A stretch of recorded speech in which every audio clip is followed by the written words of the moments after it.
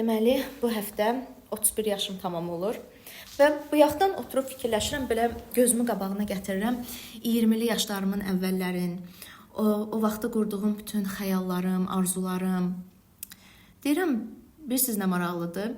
Bütün qurduğum xəyallar, arzular yavaş-yavaş həyata keçirlər. Hətta əlimi üzdüyüm arzular belə hansı ki deyirdim, okey da, yəni olmursa olmur. Onlar belə həyata keçməyə başlayıblar. Sadəcə onların heç biri mənim gözləntilərim üzrə həyata keçməyib. Mənim qurduğum planlar üzrə həyata keçməyib. Biz beynimizdə belə maraqlı bir plan qururuq da, belə rahat, yəni ideal ssenarilər qururuq ki, sanki A nöqtəsindən B nöqtəsinə getmək istəyirəmsə, mənim addım atmağım bəs eləyir də. Yəni bütün qapılar belə taybatay, takka-tarakla belə qabağımda açılacaq. Ay hay, elə bir şey olmur, təəssüf ki. Çox keşməkeşli, çox çətin, çox üzücü, amma bir o qədər də maraqlı, bir o qədər də insanı inkişafa aparan bir yolla sən gedirsən. Bu videonu niyə çəkirəm? Əgər məni izləyən 20'li yaşların əvvəllərində olan gənclərimiz varsa, elə bir ki, sizə bir mesaj olsun.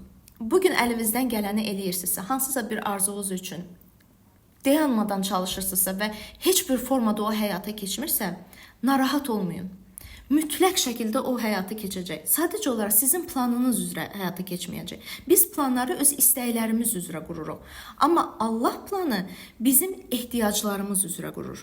Və mən sizə söz verirəm ki, 99,9% Allahın qurduğu plan sizin xoşunuza gəlməyəcək. Orada itkilər olur, orada məyus olduğunuz momentlər olur, orada problemlər olur, orada uğursuzluqlar var.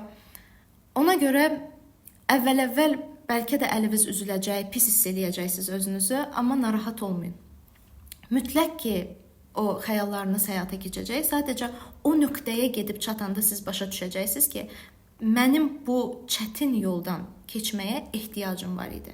Yəni, mənim o B nöqtəsinə gedib çata bilməyim üçün, o istədiyim arzunu əldə edə bilməyim üçün filan problemlərdən keçib inkişaf eləməyə ehtiyacım var idi.